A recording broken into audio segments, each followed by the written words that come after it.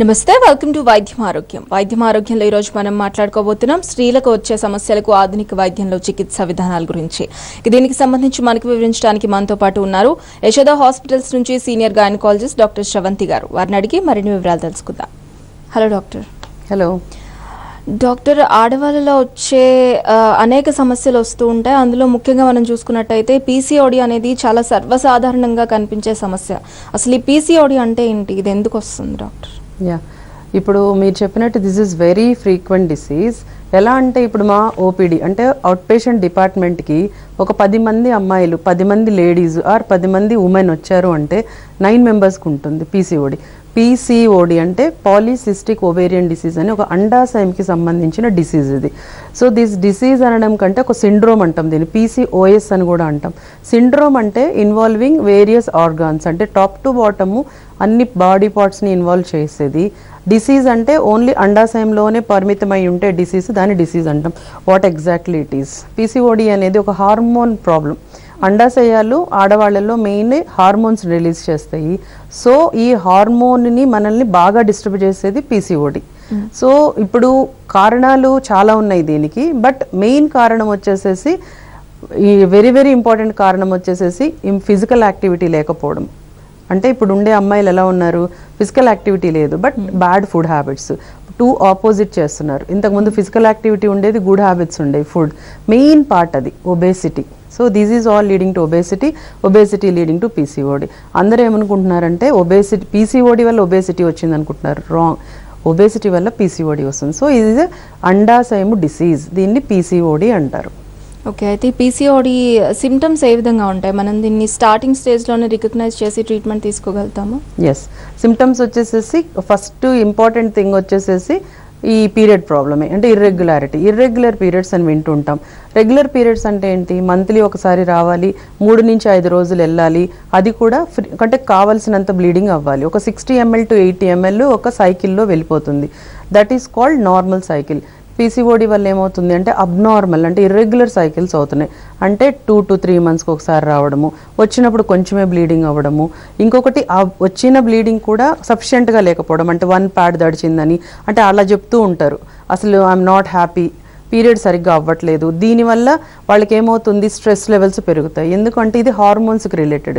Hormones are very important for a female. అమ్మాయిలకు కావాల్సిన lady hormone కొన్ని ఉంటాయి, అవి డిఫెక్ట్ అవుతున్నాయి ఇక్కడ. అదైనప్పుడు ఏమవుతాయి అంటే రకరకాల ప్రాబ్లమ్స్ లైక్ చిరాగ్గా ఉండడము, ఎగ్జైట్మెంట్స్ ఉండడము, డిప్రెషన్స్ ఉండడము, హెయిర్ ఫాల్ ఉండడము, యాక్నీ రావడం అంటే మొటాలు రావడము. ఇంకా ఏంటంటే వాళ్ళకి మెయిన్ ఇంకా ప్రాబ్లం ఏంటంటే ఒబేసిటీ అనేది వీళ్ళకి అది రికగ్నైజ్ చేయటం లేదు. స్టార్టింగ్లో ఏమనుకుంటున్నారు, వెయిట్ దానివల్ల పెరిగామనుకుంటున్నారు. తర్వాత ఏమవుతుంది, ఇది is a cycle. Obesity leading to PCOD leading to obesity. This is a cycle. So these are the various stages.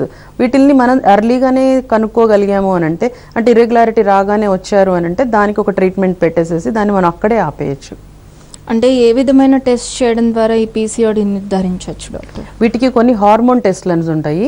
PCOD profile అని ఒకటి రాస్తాము. ప్రొఫైల్ అంటే ఏంటి, దానికి సంబంధించిన హార్మోన్స్ అంటే ఈస్ట్రోజన్, ప్రొజెస్ట్రాన్, ప్రొలాక్టిన్, టెస్టోస్టిరోన్ అని కొన్ని హార్మోన్స్ ఉంటాయి. అవి ఒకటి. తర్వాత స్కానింగ్ ఒకటి ఉంటుంది, అంటే మీకు తెలిసే ఉంటుంది, అల్ట్రాసౌండ్ స్కానింగ్ ఒకటి చేస్తాము. అది పెల్విక్ స్కానింగ్ అని ఒకటి చేస్తాము, అంటే గర్భసంచి అండాశయాలు ఎలా ఉన్నాయి అనేది మనం స్టడీ చేస్తాము.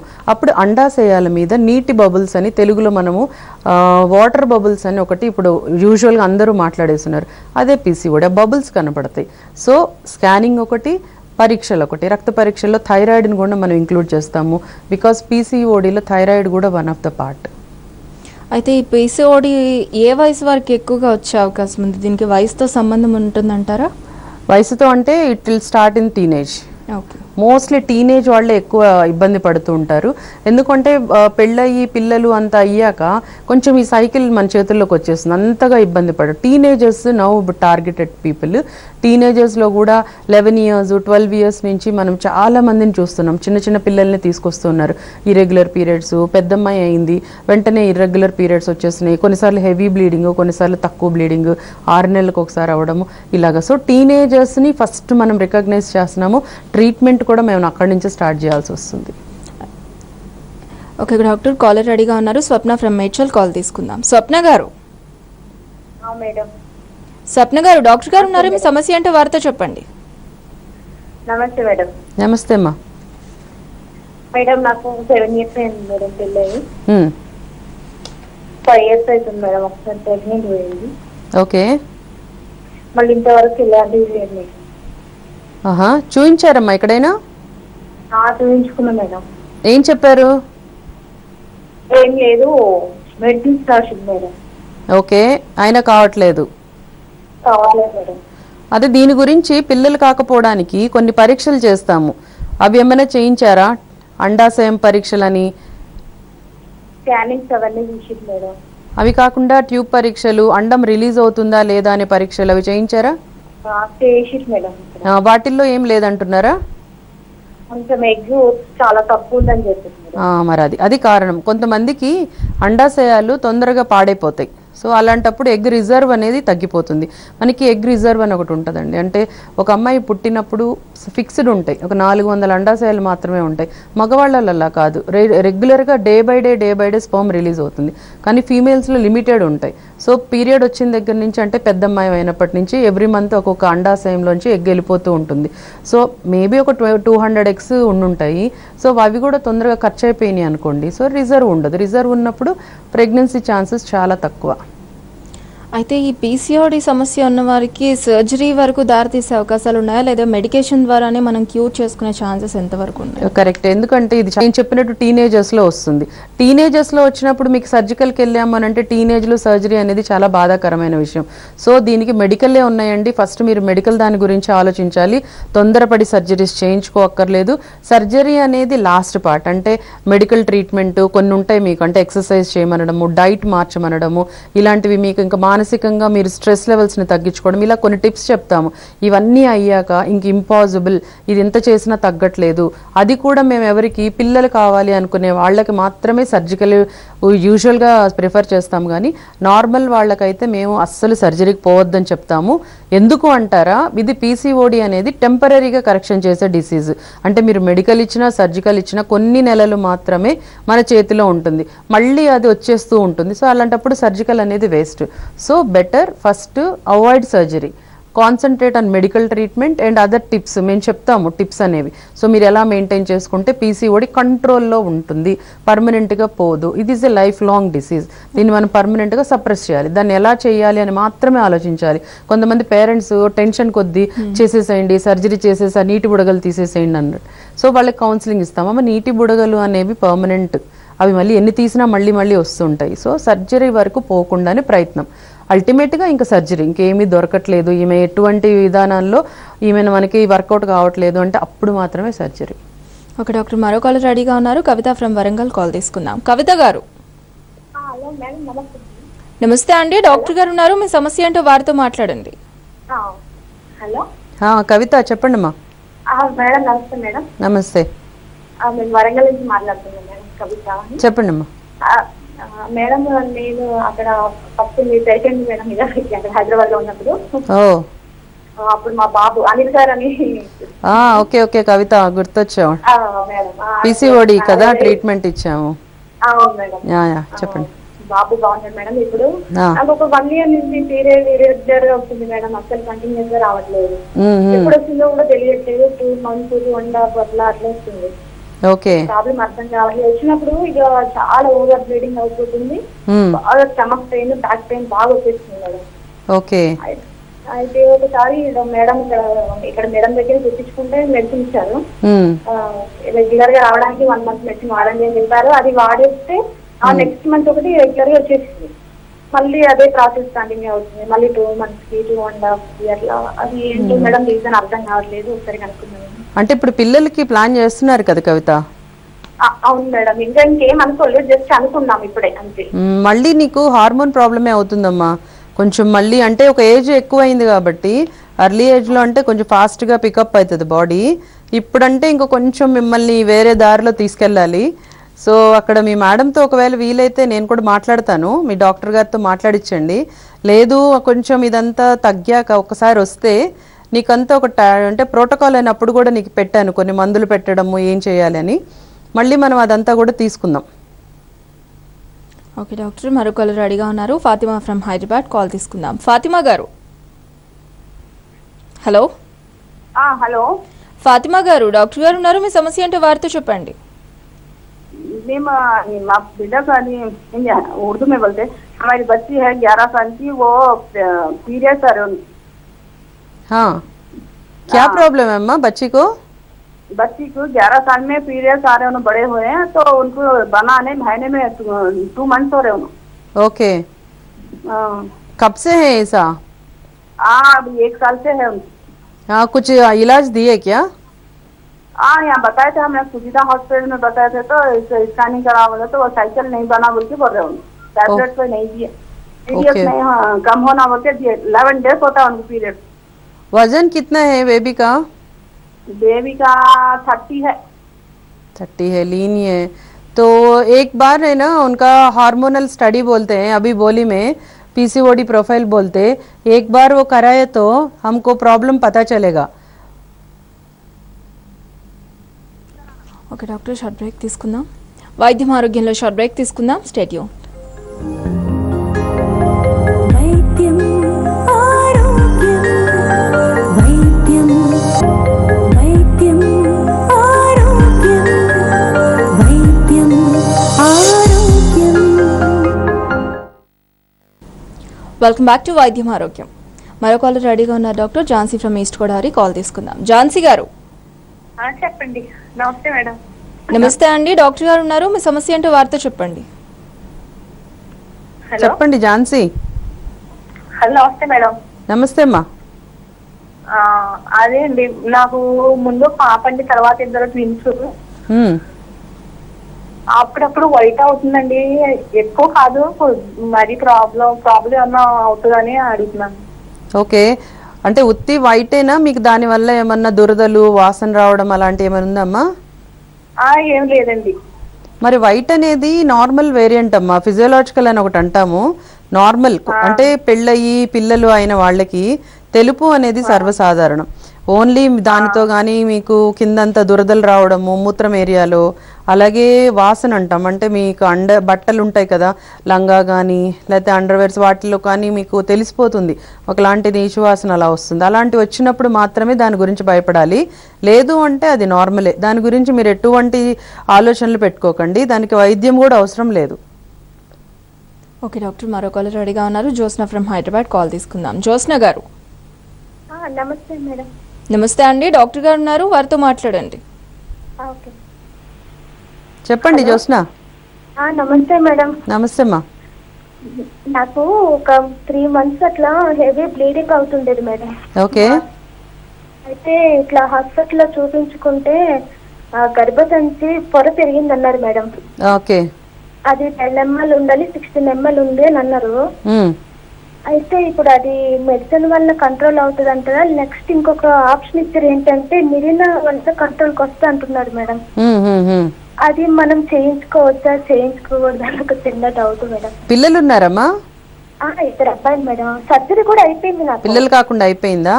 అయితే పర్వాలేదు. అంటే ఇప్పుడు మీరు పొర పెరిగింది అని ఏదైతే అన్నారో దాని ఎండోమెట్రియం అని ఒకటి అంటాము, గర్భసంచిలో ఒక లేయర్, అంటే నెల నెల మనకి బహిష్టు టైంలో ఊడిపోయే లేయర్ అనమాట. అది కొంతమందికి హార్మోనల్ ప్రాబ్లం వల్ల ఎక్కువ పెరగడము, దానివల్ల ఎక్కువ బ్లీడింగ్ కావడం అనేది జరుగుతూ ఉంటాయి. సో ఏం చేయొచ్చు అంటే, మీకు డాక్టర్ ఎవరైతే సజెషన్ ఇచ్చారో కరెక్ట్గానే చెప్పారు. ఒకటి వచ్చేసేసి క్లీనింగ్ అని ఉంటుంది, మీరు వినుంటారు, కిర్బెట్ చేసుకోవడము, గర్భసంచిని కడగడము, ఇలాంటి మాటలు యూజ్ చేస్తాము. ఒకసారి దాన్ని క్లీన్ చేసుకోవచ్చు, దానికి మెడికల్ ట్రీట్మెంట్ ఉంది. అలాగే చిన్న ఇంటర్వెన్షన్స్ అంటాం, అంటే ఒక చిన్న ఇన్స్ట్రుమెంట్స్ ఉంటాయి, మీరు కాపర్ టీఆర్ లూప్ అని వినుంటారు, అలాంటిదే మెడికేటెడ్ ఉంటుంది, అది కూడా లోపల పెట్టేసేస్తే సమస్య తీరిపోతుంది. కానీ దాని గురించి ఎక్కువ చింత ఉండదు, ఎందుకంటే అది పెద్ద సమస్య కాదు. చాలా రకాల వైద్యాలు ఉన్నాయి దానికి, మనకి చాలా ఓల్డ్ డిసీజ్ కాబట్టి దీనికి మందులు, టాబ్లెట్ ఫామ్స్, ఇంజెక్షన్స్, ఇప్పుడు చెప్పిన లూప్ అని ఒకటి ఉంది, క్లీనింగ్ అని ఒకటి ఉంది. వీటన్నిటితో తగ్గకపోతే అప్పుడు మనం సర్జరీకి వెళ్తాము. సో మీ డాక్టర్ గారు మీకు సజెషన్ కరెక్ట్గానే ఇచ్చారు, మీరు అది ఫాలో అయిపోండి. ఓకే డాక్టర్, మరో కాలర్ రెడీగా ఉన్నారు. శ్రవంతి ఫ్రమ్ కరీంనగర్, కాల్ తీసుకుందాం. శ్రవంతి గారు, మేడం. డాక్టర్ గారు ఉన్నారు, మీ సమస్య ఏంటో వారితో చెప్పండి. Good evening madam. చెప్పండి శ్రవంతి. పెళ్ళై 5 years అవుతుంది. ఓకే, పెళ్ళైన 6 months తర్వాతనే ప్రెగ్నెన్సీ కన్ఫర్మ్ అయింది. ఎక్టోపిక్ ప్రెగ్నెన్సీ అని తీసేశారు.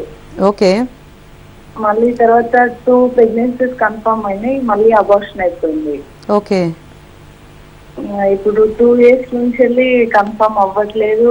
అన్ని టెస్టులు అన్ని చేయించాము, అన్ని నార్మలే వచ్చినాయి. ఓకే. అంటే ట్యూబ్ ఒకటి తీసేసారమ్మా? ట్యూబ్ తీసేసారా ఒకటి? లేదండి, ట్యూబ్ ఉంది. ఉందా? 2 ట్యూబ్లు ఉన్నాయి. 2 ట్యూబ్లు ఉన్నాయి. హెచ్ఎస్సి కూడా చేశారు, అది కూడా నార్మల్.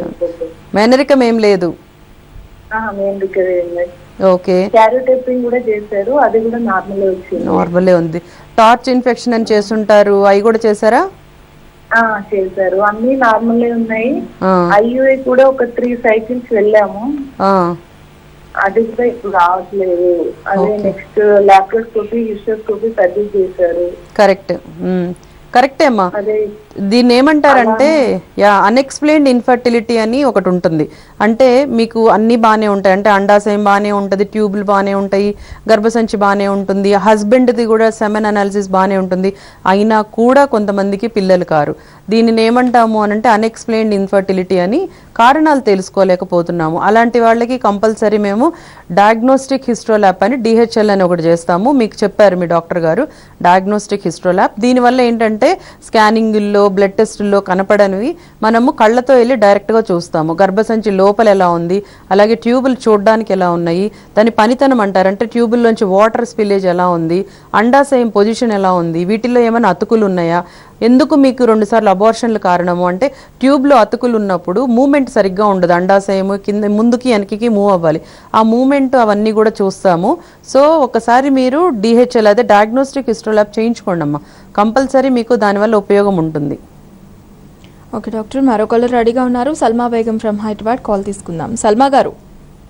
हेलो मैडम, मैं सलमा बात कर रही। बोलिए सलमा। मेरे को मैडम ये 9 month में 2 बार ब्लीडिंग हो रहा मैडम। 9 months में नहीं, मंथ मंथ Okay. 1 month में 2 बार हो जा रही है, और मेरा ईयर्स 45 years है मैडम। ओके। बच्चे कितने? मेरे को 2 लड़के हैं मैम। ओके, बंद करने का हो गया ना? हाँ, नहीं मेरे बच्चे बड़े थे समझो, एक 18 years है, एक 16 years है। ओके। आपका उम्र है? बोलिए। मेरा 45 years होंगे मैडम। पैर बहुत दर्द हो रहे मैडम, ऐसा चलने नहीं आ रहा, वो ब्लीडिंग एक दिन आना है तो। ओके अम्मा, आपका उम्र है ना 45, आपको मेनोपाज पता है ना? मेनोपाज वो बंद होता है, सुने आप? महीनावारी बंद होता। हाँ, 46 years है, हमारे इंडिया का एवरेज एज बोलते हैं 46 years। वो टाइम पे ना बंद हो जाता, तो उसके पहले 1 और 2 साल के पहले ये पीरियड ऐसे ही 1 बार 2 बार आता महीने में, कुछ लोगों को 3 महीने में 1 बार, 4 महीने 1 बार, ऐसा चेंजेस होता रहता। उसके बाद स्लो स्लो स्लो होके बंद हो जाता। ये है पेरीमेनोपाज एज बोलते हैं। आप अब पेरीमेनोपाज एज में हैं, फिर भी आप एक बार हार्मोनल टेस्ट और स्कैनिंग, थायराइड टेस्ट वो सब एक बार कराइए। और आपका वजन ज़्यादा है तो कम करने के लिए कुछ एक्सरसाइज वो भी करना पड़ेगा। ये है ना आपका अंदर जो अंडाशय है ना, वो काम गलत कर रही हैं, अब वो एक बार आपको चेक करना पड़ेगा। ఓకే డాక్టర్, ఈ పీసీఓడి అనేది సంతానలేమి సమస్యకు కూడా దారితీసే అవకాశాలు ఉన్నాయా? చాలా అండి. ఇప్పుడు మన ఇన్ఫర్టిలిటీ సెంటర్స్ ఇలా పెరుగుతున్నాయి అంటే మెయిన్ కారణం పీసీఓడి. పీసీఓడిలో కారణం ఇప్పుడు మీకు చెప్పినట్టు హార్మోన్స్ అని ఏదైతే చెప్పానో, ఆ హార్మోనల్ ఇంబ్యాలెన్స్ వల్ల ఏమవుతుంది అంటే అండం కూడా రిలీజ్ అవ్వట్లేదు. అండం రిలీజ్ అవ్వట్లేదు అంటే ప్రెగ్నెన్సీ రాదు. సో ఈ మెయిన్ కారణము అండాశయాన్ని మనం వర్కింగ్ కండిషన్ని బాగా నార్మల్ చేసుకోవాలి. దాని గురించే మనము ఇప్పుడు పోరాడడం కూడా, అందరు ఇన్ఫర్టిలిటీ, పీసీఓడి, ఇన్ఫర్టిలిటీ 2 అవుతున్నాయి. సో మేజర్ కాజ్ వచ్చి ఇప్పుడు మేము పీసీఓడినే అంటున్నాం. అయితే ఈ పీసీఓడి కంట్రోల్లో ఉంచడానికి మెడికేషన్తో పాటు మనం ఎలాంటి జాగ్రత్తలు తీసుకోవాలి? ఫుడ్ విషయంలో కావచ్చు, మన వర్కౌట్ విషయంలో కావచ్చు, ఎలాంటి జాగ్రత్తలు తీసుకోవాలి డాక్టర్? నేనైతే అసలు మెడికేషన్ అనేది నాది లీస్ట్ ఆప్షన్ అండి. నా దగ్గర పేషెంట్స్, నేను ఇప్పుడు 20 years నుంచి ప్రాక్టీస్ చేస్తున్నాను.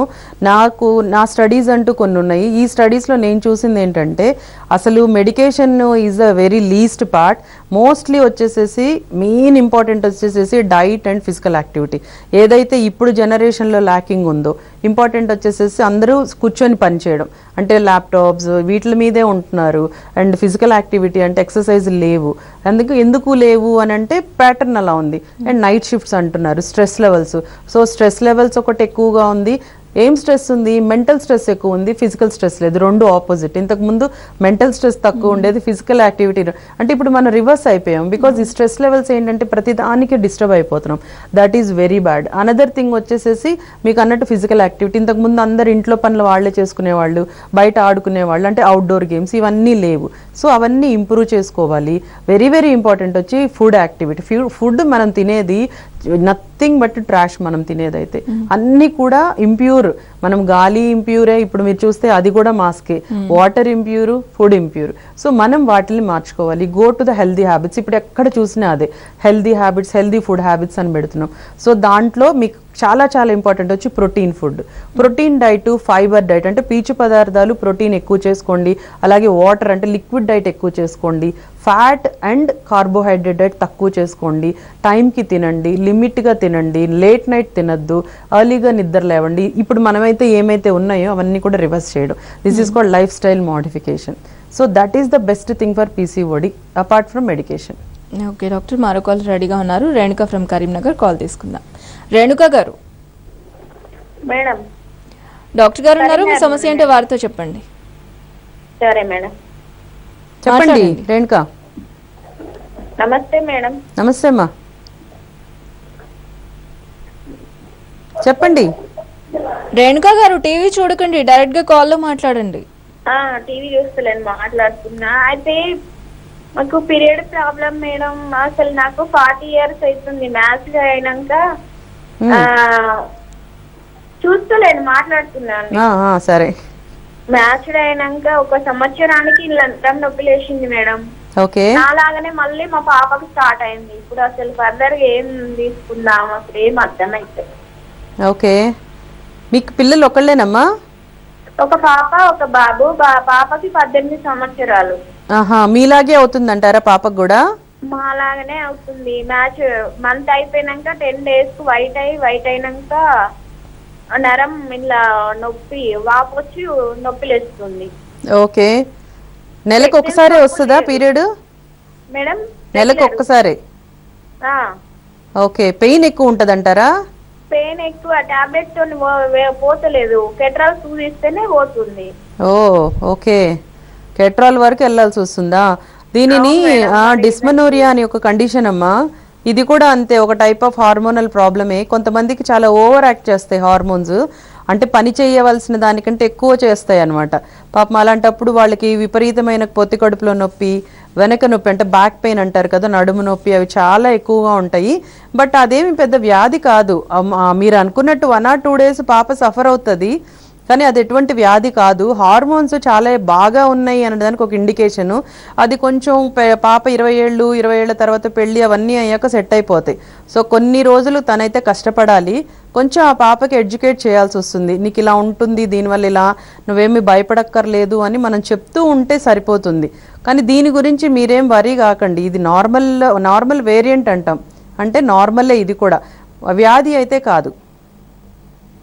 ఓకే డాక్టర్, స్త్రీలలో వచ్చే పీసీఓడి సమస్య గురించి అలాగే సంతానలేమి సమస్య గురించి చాలా క్లియర్గా ఎక్స్ప్లెయిన్ చేశారు. Thank you so much. Thank you. ఇది వాల్టి వైద్యం ఆరోగ్యం. Keep watching tea news.